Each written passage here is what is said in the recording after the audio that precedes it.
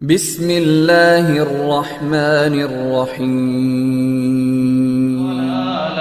وكل ضلالة في النار اللهم صل على محمد وعلى آل محمد كما صليت على إبراهيم وعلى آل إبراهيم إنك حميد مجيد اللهم بارك على محمد وعلى آل محمد كما باركت على إبراهيم وعلى آل إبراهيم إنك حميد مجيد أعوذ بالله من الشيطان الرجيم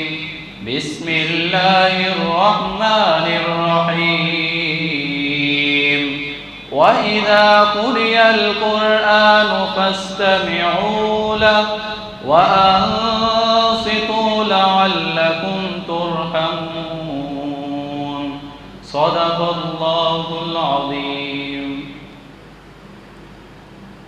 لائق صدر کریم سامعین مکرم، سب سے پہلے ہمیں رب تعالیٰ کا شکر گزار ہونا چاہیے کہ جنہوں نے ہمیں اس پرفتن وقت میں نیکی کے لیے ہمیں اکٹھا فرمایا. تمام قسم کی کبریائی وہی خالق ہیں، وہی مالک ہیں، ہر چیز پہ قادر ہیں. درود و سلام جناب محمد صلی اللہ علیہ وسلم جو کہ امام الانبیاء ہیں، خاتم النبیین ہیں اور ہمارے آخر الزمان پیغمبر ہیں جناب محمد صلی اللہ علیہ وسلم. حضرات گرامی قدر، آج کی ہماری گفتگو کا محور قرآن پاک کا پیغام ہے کہ وہ پیغام جسے ہم دنیا کی رنگینیوں میں مگن ہو کر بھول چکے ہیں، دنیا کی ہوس میں، دنیا کی چاہتوں میں اس قدر مگن ہو چکے ہیں کہ جو ہمیں پیغام ملا تھا ہم اسے بھول چکے ہیں. اور کسی شاعر نے بہت ہی پیاری ترجمانی کی تھی، قرآن کی ہدایت بھول گئے، سنت کی فضیلت بھول گئے. قرآن کی ہدایت بھول گئے، سنت کی فضیلت بھول گئے. افسوس کہ ہم رفتہ رفتہ احکام شریعت بھول گئے. افسوس کہ ہم رفتہ رفتہ احکام شریعت بھول گئے. قرآن کی ہدایت بھول گئے، سنت کی فضیلت بھول گئے. میدان میں نکلنا چھوڑ دیا، دشمن کو کچلنا چھوڑ دیا. میدان میں نکلنا چھوڑ دیا، دشمن کو کچلنا چھوڑ دیا. گر گر کے سنبھلنا چھوڑ دیا، جنگوں کی مہارت بھول گئے. قرآن کی ہدایت بھول گئے، سنت کی فضیلت بھول گئے. افسوس کہ ہم رفتہ رفتہ احکام شریعت بھول گئے. حضرات گرامی قدر، قرآن پاک وہ کتاب ہے کہ جس کا فیصلہ پڑھنے کے لیے اللہ تعالیٰ خود کرتے ہیں، جس کی سلیکشن اللہ تعالیٰ خود کرتے ہیں، اور وہ خود فیصلہ کرتے ہیں کہ کس کو قرآن پاک کے لیے چننا ہے. قرآن پاک وہ واحد کتاب ہے کہ جو لا ریب کتاب ہے، کہ جس کو نازل فرمایا تو خود رب تعالیٰ نے نازل فرمایا، اور جس پہ نازل فرمایا ہمارے آخر الزماں پیغمبر پہ نازل فرمایا، اور جو لے کر آیا وہ بھی فرشتوں کے سردار جناب حضرت جبرائیل علیہ السلام۔ اللہ تعالیٰ نے قرآن پاک میں ذکر کیا وَإِنَّهُ لَتَنزِيلُ رَبِّ الْعَالَمِينَ نَزَلَ بِهِ الرُّوحُ الْأَمِينُ بِلِسَانٍ عَرَبِيٍّ مُبِينٍ وَإِنَّهُ لَتَنزِيلُ رَبِّ الْعَالَمِينَ، جس کو نازل فرمایا تو خود رب تعالیٰ نے نازل فرمایا۔ نزل بہ الروح الامین، جو لے کر آئے وہ بھی فرشتوں کے سردار، بلسان عربی مبین، اور ہم نے اسے عربی روشن زبان میں نازل فرمایا۔ حضرات گرامی قدر، اللہ تعالیٰ جس کو اس کتاب کے لیے چنتے ہیں اس کی عظمت سب انسانوں میں سے زیادہ ہوتی ہے۔ حضرت محمد صلی اللہ علیہ وسلم نے فرمایا خیرکم من تعلم القرآن وعلمہ، بے شک تم میں سے سب سے زیادہ بہتر وہ ہے، سب سے افضل وہ ہے جو قرآن پاک کو سنتا ہے اور سناتا ہے، پڑھتا ہے اور پڑھاتا ہے۔ کسی ڈگری والے کو، کسی ملازمت والے کو، اچھی ملازمت والے کو یہ عہدہ نہیں ملا، عہدہ ملا تو قرآن پاک کو پڑھنے اور پڑھانے والے کو ملا ہے۔ اللہ یصطفی من الملائکۃ رسلا ومن الناس، اللہ تعالیٰ اربوں خربوں لوگوں میں سے جس کو چنتے ہیں اس کا مقام سب انسانوں میں سے زیادہ ہوتا ہے۔ اور آج کے اس خطبہ میں آپ کے سامنے جو گفتگو محور ہے ہمارا، وہ بھی یہی ہے، قرآن پاک کا پیغام میرے اور آپ کے نام، کہ مجھے اور آپ کو اللہ تعالیٰ نے کون سا پیغام دیے تھے جو ہم آج بھول چکے ہیں۔ یہ بات طے شدہ ہے کہ قرآن پاک کی تعلیم و تعلم کے بغیر انسان اللہ تعالیٰ کے نزدیک نہیں ہو سکتا۔ پہلا کام کہ قرآن پاک کو غور سے سنیں، ذوق سے سنیں، شوق سے پڑھیں۔ ہمارے کانوں کی لذت ہونے چاہیے تو قرآن پاک کی تلاوت ہونی چاہیے۔ اگر ہم کسی چیز کے لیے انتظار میں رہیں تو قرآن پاک کو پڑھنے کے لیے رہیں، اور ہمیں معمول بنانا چاہیے ہر دن کا آغاز تلاوت کلام پاک سے ہو، نماز سے ہو۔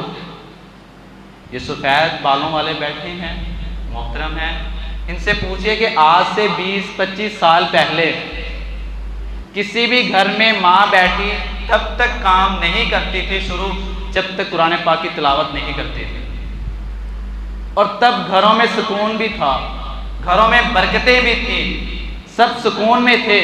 اگر آج وہی طرز عمل اختیار کیا جائے تو ہمارے گھروں میں بھی سکون آ سکتا ہے، ہماری زندگی بھی پر راحت ہو سکتی ہے، پر سکون ہو سکتی ہے۔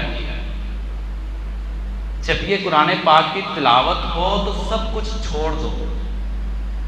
وَإِذَا قُرِئَ الْقُرْآنُ، جب قرآن پاک کی تلاوت کی جائے، فَاسْتَمِعُوا لَهُ وَأَنصِتُوا لَعَلَّكُمْ تُرْحَمُونَ، خاموش رہو اور غور سے سنو تاکہ تم پہ رحم کیا جائے۔ لیکن آج ادھر تلاوت ہو رہی ہے، ہمیں پتہ ہی نہیں ہوتا، ہم اپنے کام دھندوں میں اس طرح مگن ہوتے ہیں کہ ہمیں کچھ بھی پتہ نہیں ہوتا۔ کہ قرآن پاک میں اللہ تعالیٰ نے وہ لذت رکھی ہے کہ جسے کافر بھی محسوس کرتے ہیں، جنہوں نے کافر کو بھی توڑ کے رکھ دیا۔ ایک دفعہ اکنس بن شرائق، ابو جہل اور ابو سفیان ابھی تک مسلمان نہیں ہوئے تھے، کافر تھے، جا رہے ہیں تینوں، اللہ کے نبی تہجد میں تلاوت کر رہے ہیں، قرآن پاک پڑھ رہے ہیں، تینوں رک جاتے ہیں، بیٹھ جاتے ہیں، ساری رات قرآن پاک کی تلاوت سنتے ہیں، اور اکنس بن شریح کہتا ہے وہ ابو الحکم، ہم ابو جہل کہتے ہیں، وہ ابو حکم نام تھا کہ حکمت والا، ابو حکم یہ کیا، ایک طرف سے تو تم کہتے ہو نعوذ باللہ کہ اللہ کے نبی جھوٹ بولتے ہیں، اور ایک طرف سے ساری رات بیٹھے سنتے رہے ہو۔ تو کہنے لگا اکنس بن شریح کیا کروں، مجھے لذت ہی اتنی آئی، مجھے سکون ہی اتنا آیا کہ میں تلاوت قرآن پاک سنتا ہی رہ گیا۔ قرآن پاک نے اوصاف بیان کیے ہیں، الذین آتیناہم الکتاب یتلونہ حق تلاوتہ اولئک یؤمنون بہ ومن یکفر بہ فاولئک هم الخاسرون۔ الذین آتیناہم الکتاب یتلونہ حق تلاوتہ، کہ اللہ تعالیٰ کی اس کتاب کو جو اس طرح پڑھتا ہے جس طرح پڑھنے کا حق ہے، اولئک یؤمنون بہ، وہی سچے مومن ہیں، ومن یکفر بہ فاولئک هم الخاسرون، اور جو اس سے انکار کرتے ہیں وہی کافر ہیں، بے شک وہ خسارے میں ہیں، ومن یکفر بہ فاولئک هم الخاسرون، بے شک وہ خسارے میں ہیں۔ اللہ تعالیٰ کا گھر ہو یا تلاوت قرآن پاک ہو، ان میں ایک بات یاد رکھیے گا، مہمان ہمیشہ تین قسم کے ہوتے ہیں۔ ایک مہمان وہ ہوتے ہیں کہ جن کے لیے ہم ترستے ہیں، تڑپتے ہیں کہ یار وہ ہمارے گھر آ جائیں، اور جب وہ چلے آتے ہیں تو ہماری حسرت ہوتی ہے کہ یار یہ نہ جائیں، یہ یہیں رہیں۔ اور دوسری قسم کے مہمان کہ جن کے لیے ہمیں تڑپ تو نہیں ہوتی، اتنی زیادہ خواہشیں تو نہیں ہوتی، لیکن اگر وہ چلا آئے تو ہم کہتے ہیں چلو یار آ ہی گیا ہے تو چلو تھوڑی بہت سیوا کر ہی لئے، کچھ کھلا پلا دیں، گپ شپ کر لیں۔ لیکن جب وہ جانے کا نام لیتا ہے تو ہم دل میں کہتے ہیں چلو جائیں، ہم نے بھی کوئی کام کر لیں۔ اور تیسری قسم کے مہمان وہ ہوتے ہیں کہ جن کے بارے میں ہمارا خیال ہوتا ہے یہ اللہ کرے نہ ہی آئیں۔ ذرا سوچئے، اللہ کے رسول فرماتے ہیں یہ دین کی درسگاہ ایک دسترخوان ہے، اللہ تعالیٰ اس پہ مہمان بلاتے ہیں۔ ذرا آپ غور کیجیے، آپ کون سے مہمان ہیں، فرسٹ پوزیشن والے، سیکنڈ یا تھرڈ؟ کہ اگر اللہ تعالیٰ آپ کو بلاتے ہیں اپنے پاس اور سارا دن آپ سے تلاوت کرواتے ہیں تو آپ خوش نصیب ہیں، آپ خوش ہوں، آپ محروم نہیں ہیں۔ اللہ تعالیٰ کے ہاں آپ کی پہلی پوزیشن ہے۔ آپ وہ مہمان ہیں کہ جن کے لیے آپ تڑپتے ہیں، اور جب وہ چلے آتے ہیں تو آپ کا دل کرتا ہے یہ نہ جائیں۔ اللہ تعالیٰ بھی کہتے ہیں کہ یہ میرا قرآن پاک پڑھتا ہی رہے، پڑھتا ہی رہے۔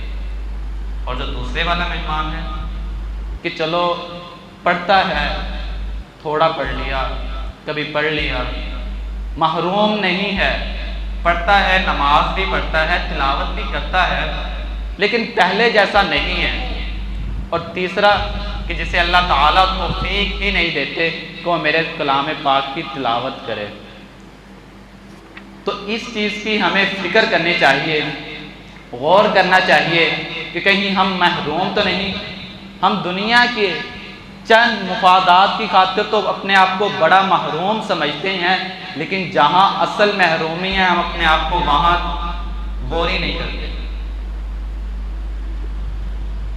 دنیا میں اربوں خربوں گھر آباد ہیں، اور سب سے زیادہ اگر کسی گھر کو مقام و مرتبہ ملا تو وہ مساجد کو ملا، کیونکہ وہ قرآن سے ریلیٹڈ ہے، وہ قرآن پاک سے متعلق ہے۔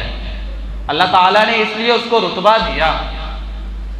دنیا میں اربوں خربوں کی تعداد میں ان گنت لوگ ہیں، لیکن جو مقام و مرتبہ اللہ کے گھر کو آباد کرنے والوں کو آیا، وہ کسی اور کے حصے میں نہیں آیا۔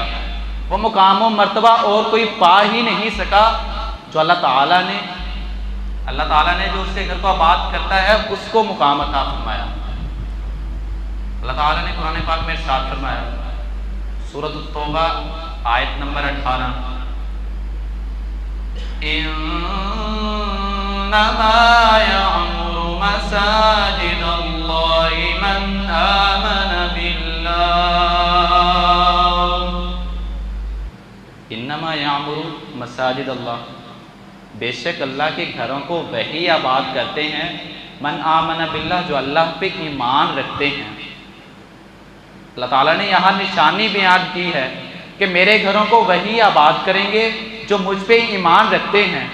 وَرَجُلٌ قَلْبُهُ مُعَلَّقٌ بِالْمَسَاجِدِ، کتنے ہی لوگ ہیں جو رب کے گھروں کی رونق بنتے ہیں، مقام و مرتبہ ان کا ہے اپنی جگہ، لیکن جو مقام و مرتبہ قرآن پاک کو پڑھنے اور پڑھانے والے کے حصے میں آیا وہ ان کے حصے میں نہیں آیا۔ یہ کسی سیانے کا قول نہیں، کسی وڈیرے کا قول نہیں، یہ میری بات نہیں، جناب محمد الرسول اللہ صلی اللہ علیہ وسلم نے فرمایا، خیرکم من تعلم القرآن وعلمہ،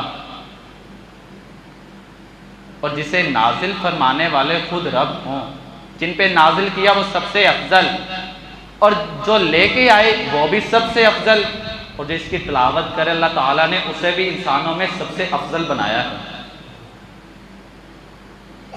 لا يأتيه الباطل من بين يديه هدى للمتقين، لا يأتيه الباطل من بين يديه، اس میں باطل کو، جھوٹ کو جگہ نہیں ہے، کسی طرف سے بھی اس میں جھوٹ کا شمار بھی نہیں کیا جا سکتا۔ ھدی للمتقین، اس میں ہدایت ہے ڈر والوں کے لیے۔ یہدی للتی ہی اقوم، سب سے سیدھی راہ دکھاتا ہے وہ قرآن پاک ہے۔ یہ جو پیغام ہے یہ امت مسلمہ کے نام ہے۔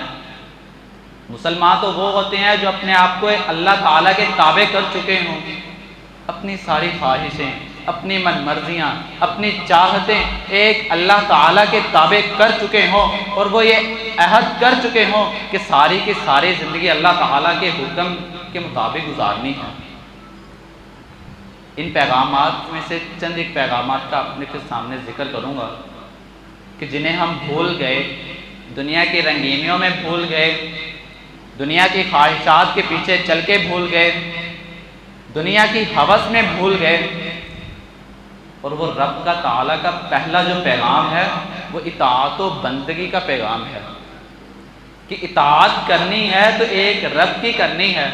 لفظ مسلمان کا تو معنی ہی یہی ہے کہ اپنے آپ کو اللہ تعالیٰ کے سپرد کر دینا، اپنے آپ کو اللہ تعالیٰ کی ذمہ داری میں دے دینا۔ کلام ربانی کا انداز تو دیکھیے، اللہ تعالیٰ نے کس طرح مجھے اور آپ کو مخاطب فرمایا اور پھر پیغام دیا۔ سورۃ الذاریات آیت نمبر 20-21،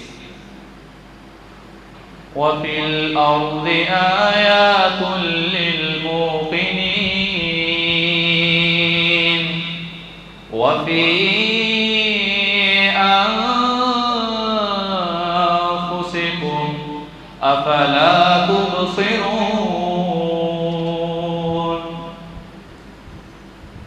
وَفِي الْأَرْضِ آيَاتٌ لِّلْمُوقِنِينَ، اور ہم نے زمین میں نشانیاں رکھی ہیں، اپنے حکم کے پابندیوں کی نشانیاں رکھی ہیں، لیکن یقین والوں کے لیے۔ وفی انفسکم، اور خود تم میں بھی نشانیاں رکھی ہیں، افلا تبصرون، اگر تم انہیں پہچانو، اگر تم ان پہ غور کرو تو ہم نے تم میں خود نشانیاں رکھی ہیں۔ اللہ تعالیٰ کی نشانیاں ہیں کہ کس طرح سے بارش نازل ہوتی ہے، کس طرح سے آپ بیج کو زمین میں بو دیتے ہیں، اتنا ہی نہیں کہ وہ صرف اگے، نشو و نما پائے، بلکہ وہ آپ کے لیے مختلف قسم کے فائدوں کا سبب بھی بنتا ہے، آپ اس سے مختلف قسم کے فائدے حاصل کرتے ہیں۔ کبھی بھی دیکھا ہے کہ کسی دانے نے کہا ہو کہ میں نے اس جگہ پہ نہیں لگنا؟ کبھی کسی زمین کے ٹکڑے نے کہا ہو کہ میں نے اس دانے کو ایکسیپٹ نہیں کرنا، میں نے اسے قبول نہیں کرنا، میں نے اس کو یہاں نہیں لگایا؟ کیوں؟ کیونکہ وہ اللہ تعالیٰ کے حکم کے پابند ہیں، انہوں نے اللہ تعالیٰ کی اطاعت و بندگی میں لگے ہوئے ہیں۔ اور قرآن پاک نے بھی اوصاف بیان کیے ہیں کہ اسی مٹی سے آپ مٹی پہ چل رہے ہو، مٹی میں جانا ہے۔ اگر وفا کا پیغام سیکھنا ہے، اطاعت کا پیغام سیکھنا ہے، عہد کی پاسداری کا پیغام سیکھنا ہے تو مٹی سے سیکھیں۔ آپ نے اللہ تعالیٰ سے عہد کیا تھا نا، جب اللہ تعالیٰ نے پوچھا تھا الست بربکم، کیا میں تمہارا رب نہیں ہوں؟ تو سب نے جواب میں کہا تھا۔ اللہ تعالیٰ نے سورۃ الاعراف میں آیت نمبر 172 میں آیت نازل فرمائی جو آپ نے جواب دیا تھا، قالوا بلى شهدنا أن تقولوا يوم القيامة إنا كنا عن هذا غافلين، کہ نہیں اے اللہ آپ ہمارے رب ہیں، آپ ہی تو ہمارے خالق ہیں، آپ ہی ہمارے مالک ہیں، آج اس عہد کو یاد کرنے کا وقت ہے۔ اس عہد کو یاد کریے جو آپ نے اللہ تعالیٰ سے عہد کیا تھا، وعدہ کیا تھا، آج اس عہد کو پورا کیجئے۔ اپنے روح کے اندر حق کے ہر لمحے سے توحید کی خوشبو آنی چاہیے۔ اور من کان آخر کلامی لا الہ الا اللہ، اور جس کا آخری وقت کلامی ہی لا الہ الا اللہ، لا الہ الا اللہ کلام ہو، دخل الجنہ، وہ جنت میں داخل ہوگا، رب تعالیٰ اسے جنت کا مہمان بنا دیتے ہیں۔ حضرات گرامی قدر، رب تعالیٰ کا پہلا پیغام ہے جو اطاعت و بندگی کا پیغام ہے، عہد کی پاسداری کا پیغام ہے۔ اور اللہ تعالیٰ نے دوسری نشانی یہاں بیان کی، وَفِي الْأَرْضِ آيَاتٌ لِّلْمُوقِنِينَ، اور ذرا غور کیجئے یہ کتنے بڑے پہاڑ ہیں۔ کبھی بھی دیکھا ہے کوئی پہاڑ اپنی مرضی سے یہاں گیا ہو؟ وہ ایسا ہو نہیں سکتا، کیونکہ وہ اللہ تعالیٰ کے ساتھ انہوں نے عہد کیا ہے، وہ اللہ تعالیٰ کے ساتھ اطاعت و بندگی کا معاملہ کر رہے ہیں، انہوں نے اطاعت کر رہے ہیں اللہ تعالیٰ کی۔ جب اتنے بڑے پہاڑ اللہ تعالیٰ کے تابع ہیں، آپ اور میں شعور والے، جسے اللہ تعالیٰ نے شعور سے نوازا، تدبر، دانائی، مختلف قسم کے اشرف المخلوقات جیسے لقب سے نوازا، تو پھر میں اور آپ اللہ تعالیٰ کے حکم کی تابع کیسے نہیں ہو سکتے؟ ہم اس 5-6 فٹ کی باڈی پہ کس طرح اسلام نافذ نہیں کر سکتے؟ اور اللہ تعالیٰ نے تیسری نشانی یہاں بیان کی کہ ذرا تم دیکھتے نہیں کہ آج اس سائنس بھی اس بات کی تصدیق کرتی ہے، انسانی آنکھ بھی دیکھتی ہے اس کو، کہ یہ ٹھاٹھے مارتا ہوا سمندر، یہ بھرتی ہوئی لہریں، یہ تیرتی ہوئی موجیں، یہ پہ موت کا پیغام بننے والی، یہ بڑے بڑے بحری بیڑوں کو اٹھا کر شہر کی طرف دھکیلنے والی، موت کا پیغام بننے والی یہ پانی۔ لیکن جب اللہ تعالیٰ کی اطاعت میں آتا ہے تو ایک جگہ ایسی بھی ہے جہاں یہ 2 پانی چل رہی ہیں، ایک طرف نہایت تلخ پانی ہے، ایک طرف نہایت کھاری، ایک طرف نہایت شیریں پانی ہے، لیکن اللہ تعالیٰ کی اجازت نہیں، وہ آپس میں مل نہیں سکتے۔ اللہ تعالیٰ نے ان کا تذکرہ قرآن پاک میں کیا، سورۃ الرحمن میں آیت نمبر 19-20، مرج البحرین یلتقیان بینہما برزخ لا یبغیان فبأی آلاء ربکما تکذبان۔ ہم نے 2 سمندر رواں کیے، مرج البحرین یلتقیان، کہ جو دیکھنے میں معلوم ہوتے ہیں کہ وہ ایک ساتھ ہیں، بینہما برزخ لا یبغیان، اور ان میں روک ہے، وہ ایک دوسرے پر بڑھ نہیں سکتے. اللہ تعالیٰ نے دوسری جگہ فرمایا وَهُوَ الَّذِي مَرَجَ الْبَحْرَيْنِ هَذَا عَذْبٌ فُرَاتٌ وَهَذَا مِلْحٌ أُجَاجٌ، اور وہی ہے جس نے رواں کیے دو سمندر جو ایک ساتھ بہتے ہیں لیکن ایک نہایت شیریں ہے اور ایک نہایت کھاری ہے، نہایت تلخ، اور وہی ہے جو قدرت رکھتا ہے. حضرات گرامی قدر، آج سائنس بھی اس بات کی تصدیق کرتی ہے. سائنس آج اسے عالمگیر محلل سے بولتی ہے، اللہ تعالیٰ کی اطاعت کا پیغام دے رہا ہے. آپ بھی تو مٹی اور پانی سے بنے ہیں، تو کیا آپ اللہ تعالیٰ کی اطاعت و فرما برداری نہیں کر سکتے؟ کیا آپ پانی اور مٹی کی طرح اللہ تعالیٰ کے ساتھ عہد کی پاسداری نہیں کر سکتے؟ اور اللہ تعالیٰ نے چوتھی نشانی بیان کی وَفِي الْأَرْضِ آيَاتٌ لِّلْمُوقِنِينَ،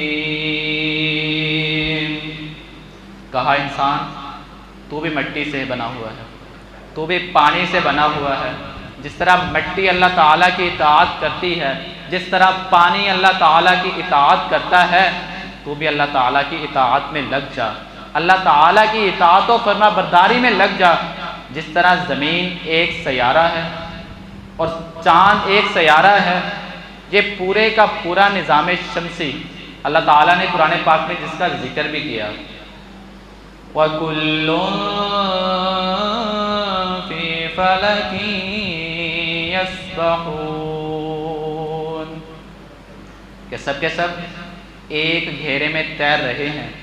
یہ پوری کی پوری کائنات کا نظام ایک گھیرے میں تیر رہا ہے، لیکن کبھی چاند زمین سے نہیں ٹکرایا، کبھی سورج زمین سے نہیں ٹکرایا، کبھی رات لیٹ نہیں آئی، کبھی دن نے نہیں کہا چلو آج میں لیٹ چلا جاتا ہوں، کبھی رات نے نہیں کہا چلو آج میں لیٹ چلی جاتی ہوں، کیونکہ وہ اللہ تعالیٰ کے حکم کے پابند ہیں. انہوں نے اللہ تعالیٰ کے حکم کو مانا ہے، اللہ تعالیٰ کے اطاعت و بندگی میں لگے ہوئے ہیں. یہ انسان کے لیے کائنات بنائی تھی، اس کے لیے پیغامات رکھتی ہے، اور اس کی اسی طرح پیغام زندگی بھی رکھتی ہے. سبق سیکھیں اور ہماری زندگی کے ہر پہلو سے اللہ تعالیٰ کی اطاعت اور فرما برداری کا خوشبو آنی چاہیے. اور جو اللہ تعالیٰ نے انسان کو دوسرا پیغام دیا، پہلا پیغام اطاعت و بندگی کا، عہد کی پاسداری کا، اور جو دوسرا پیغام ہے اللہ تعالیٰ نے دیا ہے اتفاق و اتحاد کا، کہ آپس میں اتفاق و اتحاد سے رہیں، لڑائی جھگڑے چھوڑ دیں. اللہ تعالیٰ نے سورۃ آل عمران میں آیت نمبر 103 میں ارشاد فرمایا وَاعْتَصِمُوا بِحَبْلِ اللَّهِ جَمِيعًا وَلَا تَفَرَّقُوا وَاذْكُرُوا نِعْمَةَ اللَّهِ عَلَيْكُمْ إِذْ كُنتُمْ أَعْدَاءً فَأَلَّفَ بَيْنَ قُلُوبِكُمْ فَأَصْبَحْتُمْ بِنِعْمَتِهِ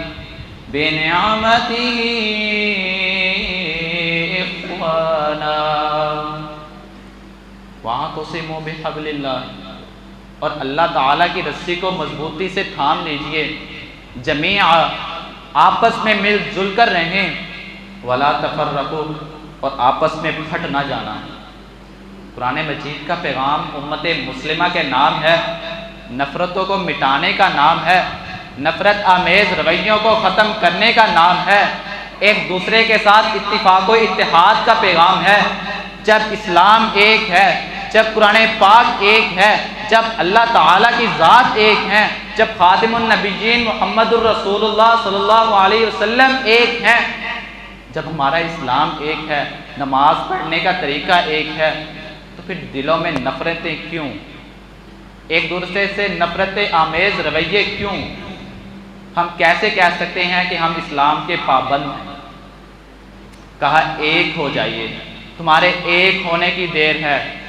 اللہ تعالیٰ دنیا کی تمام طاغوت کو تمہارے سامنے گھٹنے ٹیکنے پر مجبور کر دیں گے، لیکن شرط ہے وَاعْتَصِمُوا بِحَبْلِ اللَّهِ جَمِيعًا وَلَا تَفَرَّقُوا، اللہ تعالیٰ کی رسی کو مضبوطی سے تھام لو، مل جل کر رہو اور پھٹ نہ جانا۔ اور اللہ تعالیٰ نے آگے وضاحت کر کے کہا کہ ان جیسے نہ ہو جانا۔ کن جیسے؟ وَلَا تَكُونُوا كَالَّذِينَ تَفَرَّقُوا وَاخْتَلَفُوا مِن بَعْدِ مَا جَاءَهُمُ الْعِلْمُ، کہا وَلَا تَكُونُوا كَالَّذِينَ تَفَرَّقُوا، اور ان جیسے نہ ہو جانا جو آپس میں پھٹ گئے۔ فَمَا اخْتَلَفُوا حَتَّى جَاءَهُمُ الْعِلْمُ، کہ وہ آپس میں مل جل کر رہے تب تک کہ جب تک علم نہیں آیا۔ اور لمحہ فکریہ تو یہ ہے کہ ہمارے نماز پڑھنے کا طریقہ ایک ہے، ہماری مسجد ایک ہے، ہماری صف ایک ہے، ہمارا قیام کرنے کا طریقہ ایک ہے، رکوع کرنے کے باوجود ایک دوسرے کے دل میں اگر احساس نہیں ہے تو ہم کیسے کہہ سکتے ہیں ہم اسلام کے پابند ہیں، اسلام کے وفادار ہیں، اسلام کے رکھوالے ہیں؟ ہم نہیں کہہ سکتے جب تک ہم ان قوانین کے پاسدار نہیں ہو سکتے۔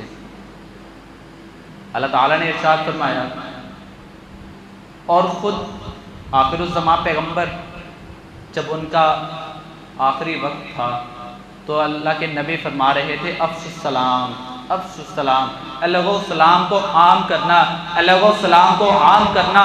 آج اس بات کی بہت زیادہ کمی ہے، ہم کہتے ہیں ہم نہیں کریں گے، وہ مجھے کرے، چھوٹا بڑے سے اختلاف، بڑا چھوٹے سے اختلاف، ایک دوسرے کے، وہ بڑا ہوگا تو اپنے گھر میں ہوگا، میں اسے سلام کیوں کروں، پہلے وہ مجھے سلام کرے۔ اللہ تعالیٰ نے یہ تو نہیں کہا، سلام میں پہل کرنے کا حکم آیا ہے کہ سلام میں پہل کیجیے۔ کتنے پیارے الفاظ ہیں، السلام علیکم، اللہ تعالیٰ تجھ پہ سلامتی کرے۔ ایک آپ کا بول اس کے لیے کتنی دعاؤں کا سبب بنتا ہے کہ اللہ تعالیٰ تجھے سلامت رکھے، اللہ تعالیٰ تیرے گھر بار کو سلامت رکھے، اللہ تعالیٰ تیرے ایمان کو سلامت رکھے، اللہ تعالیٰ تیری اولاد کو سلامت رکھے، اللہ تعالیٰ تجھے خیر و برکتیں سے نوازے۔ ورحمت اللہ، اللہ تجھ پہ رحمتیں کرے، وبرکاتہ، اللہ تجھ پہ برکتیں کرے، تیرے مال میں برکت ہو، تیرے ایمان میں برکت ہو، تیرے گھر بار میں برکت ہو، تیری اولاد میں برکت ہو۔ لیکن شرط ہے افشوا السلام، اسلام کو لوگوں عام کرو، لیکن اس بات کی بہت زیادہ کمی ہے۔ اللہ کے نبی فرماتے ہیں کہ اگر انسان کی ایڑی میں کانٹا چبھے تو ایڑی تکلیف میں ہو تو اس نے کبھی یہ کہا ہے جسم نے کہ چل ایڑی کو آپ تکلیف میں رہیں میں سوتا ہوں؟ کبھی نہیں، کیونکہ ایک ایڑی میں اگر تکلیف ہے پورے کا پورا جسم تکلیف میں رہے گا۔ اور کہا کہ مسلمانوں تمہاری یہی مثال ہے کہ اگر ایک تکلیف میں ہے تو اس کی تکلیف سب کو ہونی چاہیے، لیکن آج اس بات کی بہت زیادہ کمی ہے۔ اور اللہ تعالیٰ نے تیسرا جو پیغام دیا وہ عزم و استقلال کا پیغام دیا ہے، مل جل کر رہنے کا پیغام دیا ہے، ایک ہو جانے کا پیغام دیا ہے کہ اے لوگو، شیطان کبھی نہیں چاہتا کہ تم ایک ہو جاؤ، کفار کبھی نہیں چاہتے تم ایک ہو جاؤ، تمہاری ایک ہونے کی دیر ہے، اس ایمان پہ پابند ہو جاؤ۔ ایمان آنے کے بعد تکلیفیں تو آئیں گی، مشکلات تو آئیں گی، پریشانیاں کو سامنا کرنا پڑے گا، لیکن وَلَا تَهِنُوا وَلَا تَحْزَنُوا، تم سستی نہ کرنا اور غم نہ کھانا، ہمت سے کام لیجئے، آندھی ہو، طوفان ہو، اطاعت و بندگی میں سکم نہ آئے، نہ آپ کے اتفاق و اتحاد کی صفوں میں بگاڑ آئے، تب ہے اسلام کا مزہ، تب ہم کہہ سکتے ہیں کہ ہم اسلام کے پابند ہیں، لیکن اس سے پہلے ہم نہیں کہہ سکتے، کیونکہ ہم ان پیغامات پہ، ان شرائط پہ پورا اترتے ہیں تو ہم کہتے ہیں ہم اسلام کے مکمل طور پہ پابند ہیں۔ اللہ تعالیٰ نے سورۃ الانفال میں آیت نمبر 46 فرمایا کہ تمہاری ایک ہونے کی دیر ہے۔ ان اللہ مع الصابرین،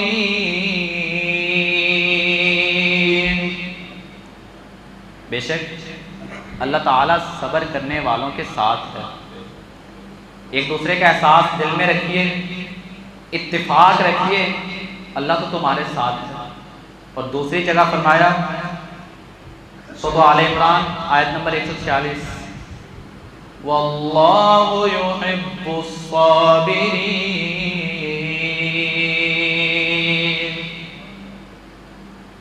اور صبر کرنے والے اللہ تعالیٰ کے محبوب ہیں۔ واللہ یحب الصابرین، بے شک صبر کرنے والے اللہ تعالیٰ کے محبوب ہیں۔ اور فرمایا انما یوفی الصابرون اجرهم بغیر حساب، صبر ہی ہے اور ان کو ثواب دیا جائے گا بغیر حساب، بغیر حساب کے، ان گنت ان کو حساب دیا جائے گا۔ تم اتفاق کے ساتھ، اتحاد کے ساتھ اللہ تعالیٰ کی اطاعت میں لگے رہو، اس کی بندگی میں لگے رہو، اسلامی قوانین کی پاسداری میں لگے رہو، کچھ بھی ہو اس میں بگاڑ نہ آئے، تمہیں اللہ تعالیٰ ایسے اجر سے نوازیں گے کہ ریاضی دان، کہ دنیا کے ریاضی دان بھی اس کو اپنی گنتی میں شامل نہیں کر سکیں گے۔ لیکن ایک ہو جائیے، اتفاق و اتحاد سے رہیے، اللہ تعالیٰ کی اطاعت و بندگی میں لگ جائیے۔ قرآن مجید کا پہلا پیغام اطاعت و بندگی میں، دوسرا پیغام اتفاق و اتحاد، اور تیسرا پیغام ہے کہ اپنی صفوں میں بگاڑ نہ آنے دیجیے، جو مرضی ہو جائے اپنی صفوں میں بگاڑ نہ آنے دیجیے۔ اللہ تعالیٰ کے چوتھا پیغام ہے حقوق کی ادائیگی کا پیغام، کہ جو آپ کے ذمے لوگوں کے حقوق ہیں آپ ان کو پورا کریں۔ پوچھنے والے نے پوچھا اللہ کے رسول، آپ نے کہا تھا ایسا زمانہ آئے گا جو ترجیحات کا زمانہ ہوگا، لوگ اپنوں کا ترجیح دیں گے، تعلق کو ترجیح دیں گے، میرٹ پہ فیصلہ نہیں ہوگا، تو ہمیں اگر ہم پہ ایسا وقت آ جائے تو ہمیں کیا کرنا چاہیے؟ تو اللہ کے رسول فرماتے ہیں تؤدون الحق الذی علیکم، جو تمہارے ذمہ حقوق ہیں تم ان کو ادا کرو۔ وتسألون اللہ الذی لکم، تمہارے حقوق ہیں جو لوگوں کے ذمے ہیں ان کا تم اللہ سے سوال کرو، کبھی بھی ان کا لوگوں سے سوال نہ کرنا۔ جو لوگوں کے ذمے تمہارے حقوق ہیں ان کا سوال لوگوں سے نہیں کرنا، بلکہ جو تمہارے ذمے لوگوں کے حقوق ہیں ان کو پورا کرو۔ اور اگر غور کیا جائے تو اگر ہر انسان اسی حدیث پہ عمل کرے کہ جو میرے ذمے حقوق ہیں میں پورے کر دوں، تو کسی کے ساتھ ناجائز نہیں ہوگا، ناجائز فیصلہ کسی کے ساتھ نہیں ہوگا، سب کے سب حقوق پورے ہوں گے۔ اور اللہ تعالیٰ نے کہ فرمایا وَجَعَلْنَا لَكُمْ شُعُوبًا، یہ کمال کر کے بہت بندوں کو حقوق بیان کیا۔ اور اللہ تعالیٰ نے پانچواں جو پیغام دیا وہ دیا دعوت اللہ کا پیغام ہے۔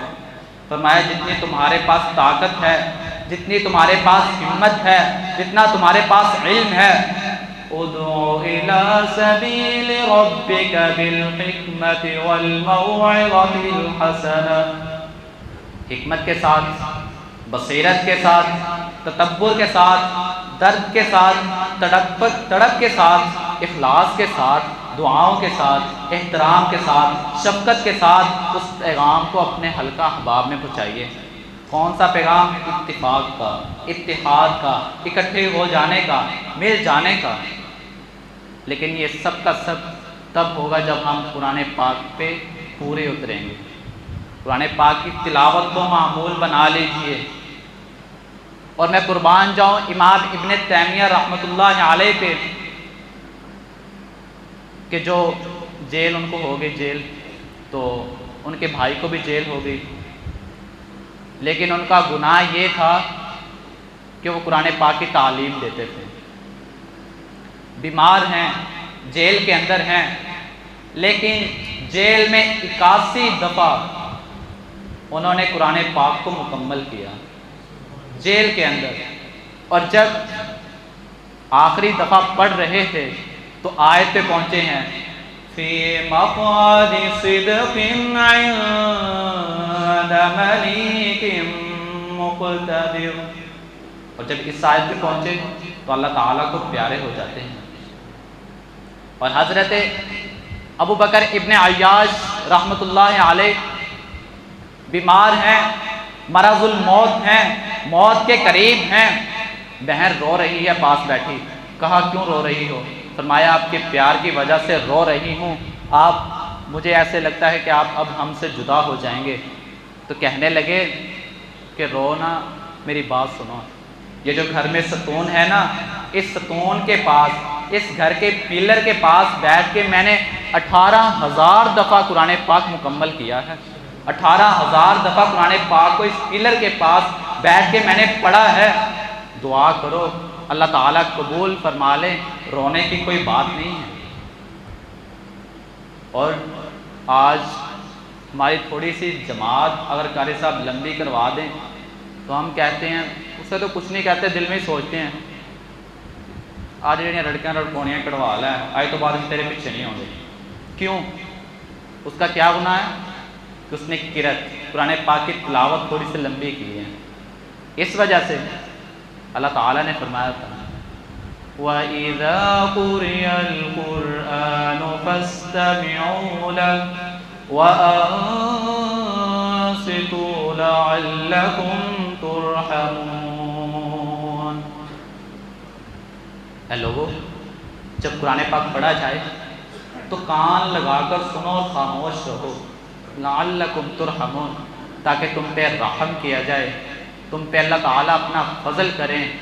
میری دعا ہے کہ اللہ تعالیٰ ہمیں ان احکامات، ان پیغامات کو سمجھنے کے بعد ان پہ عمل کرنے کی توفیق